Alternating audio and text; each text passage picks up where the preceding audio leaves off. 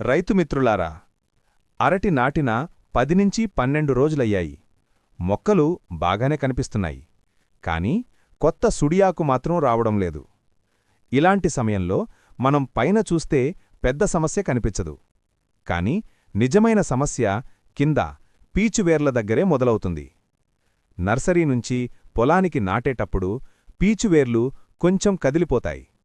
కొత్త నేల, కొత్త ఎండకి అలవాటు పడేలోపే వేర్లు సరిగ్గా అభివృద్ధి కావు.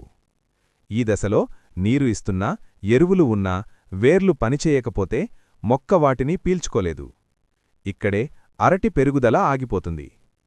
ఇలాంటి పరిస్థితిలో అరటికి సరైన పరిష్కారం కావాలి. అందుకే మేము సూచించేది ఏరీస్ ఆగ్రో కంపెనీ వారి ఎండోమైకో ప్లస్ మారినో కాంబినేషన్. ఎండోమైకో 125 గ్రాములు ఎకరానికి, మారినో 1 లీటరు ఎకరానికి, రెండూ కలిపి డ్రెంచింగ్ గాని డ్రిప్ గాని ఇవ్వాలి. దీంతో పీచువేర్లు బలంగా అభివృద్ధి చెందుతాయి, మొక్క కుదుట పడుతుంది, అరటి మొక్క పెరుగుదల సరైన దిశలో మొదలవుతుంది. ఇది అరటి క్రాప్కి మాత్రమే కాదు రైతులారా, వరి, మిరప, టమాటా, మొక్కజొన్న ఏ పంటైనా ముందుగా వేర్లే ముఖ్యము. గుర్తుపెట్టుకోండి, పంట భవిష్యత్తు వేర్ల దగ్గరే మొదలవుతుంది.